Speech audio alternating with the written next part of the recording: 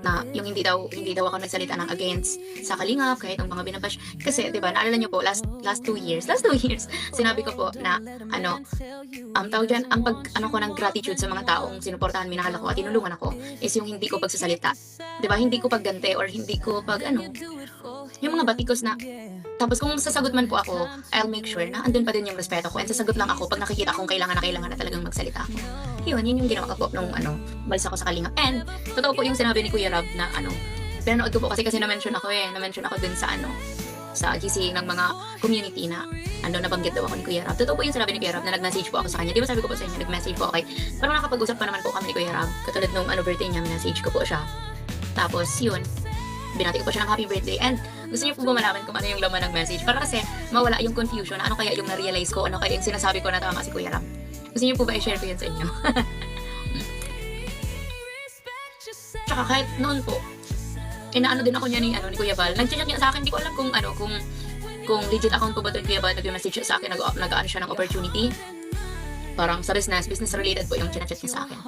Tapos yun, nagkausap naman po ako ni Kuya Val pero regarding doon. Pero noon, nung umalis ako sa Kalingap, kinokontact din naman ako niya ni Kuya Val. Pero ako po kasi, parang hindi po ako basta-basta naapektuhan sa mga sinasabi. Especially pag nakikita or naano ko naman na parang parang wala, content lang, parang may masay lang, ganyan-ganyan. Or yung mga joke na minsan nga talaga po may laman ng joke ni Kuya Val. Pero still, okay po ang pakikita ko nila sa akin. And umalis din naman ako sa Kalingap hindi dahil sa kanila. Hindi dahil kay Kuya Rob, hindi dahil kay Kuya Val, dahil yun sa mga reactors.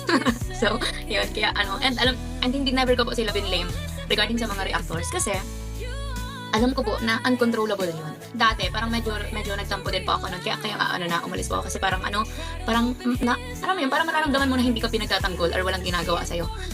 I mean, walang ginagawa para protektahan ka, ganun. Pero, pag naandun ka na pala sa sitwasyon na yun, kasi 'di ba, may mga bagay na hindi natin maiintindihan hangga't hindi natin nararanasan. 'Di ba? Nung nag-start na ako mag-vlog ganyan, may mga reactors na nakikipag-collaborate ganyan. Doon ko na-realize na oo nga, hindi sila parang naramdaman ko yung hindi nila ako pinoprotektahan sa mga bashing kasi hindi nila ako pinoprotektahan ganun. Wala silang control doon. Wala silang kakayahan kahit anong sabihin nilang tumigil na ganito ganyan. Kung ayaw tumigil ng mga reactors na mag-content, na magsalita, kung hindi ganun kataas ang respeto nila sa kay Kuya Rob, kay Kuya Val, ganyan, walang mangyayari. Ibabash kanila kasi trending ka, kasi pinag-uusapan ka, kasi napag-uusapan ka, kasi may pag-uusapan sa'yo, ganun. Yun yung mga na-realize ko sa mga nangyari, ganun. Pero yun, never ko po binlame na parang basta wala akong binlame. Kahit, ang totoo din po yung mga anti-Kalingap, hindi po yun parang nag-exaggerate lang, ganyan. Totoo po na may mga anti-Kalingap kasi, nung pag-alis ko ngayon ko lang ito ikukwento kasi parang ngayon lang ang perfect time na ma-share ko to. And i-clarify ko na wala po akong pinapanigan, ayaw kong makisawsaw, ayaw kong magano. Etong kinukwento ko is based sa nangyari sa akin, based sa na-experience ko, based sa nakita ko kung ano yung totoo, and sa mga realizations ko, ganyan. Hindi ito against sa Kalingap or against kila sa kabila, hindi po, wala. Parehas po sila nire-respeto ko. And yun, totoo po yung may anti-Kalingap. Kasi may mga nagme-message sa akin noon nung umalis pa ako sa Kalingap, parang pinagsasalita ako ng masama sa Kalingap, ganito ganyan, na na sa kanila, makipagsanib pero sa ganyan. Pero never po akong pumayag kasi alam ko sa sarili ko na hindi ako ganun na hindi ako ganung klaseng tao na magpapadikta, lalo na pag alam ko namang mali.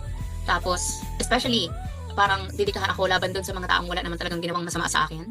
'Di ba? So, never po ako pumayag. Kaya yun, tinanggal nila ako sa GC nila. Kasi inad po nila ako, may community sila, inad nila ako sa GC nila. And yun, tinanggal nila ako and wala naman po akong pakialam. Kasi unang-una nga, hindi man para gawin ko yung pinapagawa nila. Kasi, 'di ba, like, wala akong makitang enough reasons para gawin ko yun. And mas lamang yung gratitude ko kay Kuya Rob that time. Hindi na para sa mga reactors or sa kasi part ng community ng Kalingap ang ang mga reactors, 'di ba? Yung mga nasa loob na siniraan din ako noon, pinagchismisan, ganyan kung anong sinabi na mga walang basis. Hindi na para doon, pero para kay Kuya Rob and sa mga mga taong nakasama ko personally. 'Di ba? So yun, ang daming bisita. So ang dami po nating bisita sa live natin. So hindi ko po yan in-expect kasi ang caption ko ngayon is good evening lang naman. So yun, i-share ko sa inyo kung ano ang message ko that time kay Kuya Rob. And papaliwanag ko din kung ano yung na-realize ko talaga. Kasi totoo talaga 'to. Ito, happy birthday po Kuya Rob. Thank you, Medit. God bless you po always. Thank you po sa lahat. Sabi niya, kamusta na? Sabi ko, okay lang po Kuya Rob. Still fighting. Dami ko po na-realize for the past 1 year. Kasi last year po ito. For the past 1 year sa social media mula nung na-discover mo ako, yung mga kaya pala pinagbabawal niyo po ang connection ng India sa sponsors kasi hindi lahat ng tumutulong financially ay malinis ang intensyon. Kaya pala di niyo agad pinapayagan mag-vlog ang Ingles kasi napakagulo at mapanakit ng social media, which is true. 100% minsan parang 200%, 200% ano, legit na sobrang gulo po ng social media. And totoo naman talaga na hindi lahat ng tumutulong sa'yo or nag-o-offer sa'yo ng tulong is ano, magtatagal or genuine talaga yung intensyon. Hindi. Seasonal ang tao, 'di ba? Kaya sabi ko nga dati, siguro kung maibabalik ko yung panahon, sana pala mas nakinig ako, sana pala hindi ako alam mo yun, hindi kasi kahit hindi pa ako nagsalita ng against sa kanila, siyempre umalis ako, eh. Ibig sabihin nun, nagkulang ako sa pagtitiwala sa kanila, 'di ba, sa mga kung anong nangyayari, ganyan. Parang mas naano ako sa ano, mas naano ako dun sa mga bashing sa akin ng mga reactors, parang naapektuhan ako dun. Ta's totoo yung may mga magsusunsun talaga sa'yo na ano, "Umalis ka na diyan kasi kung hindi ka aalis diyan, hindi ka na namin susuportahan." May mga gano'n. Nag-shoutout po Tita Hazel Gamboa. So yun, yun po ang ano. Tas ang reply sa'kin ni Kuya Rab is, "Oo, kasi mahirap magtiwala sa mga tao, lalo na't hindi naman natin sila kaano-ano." 'Di ba?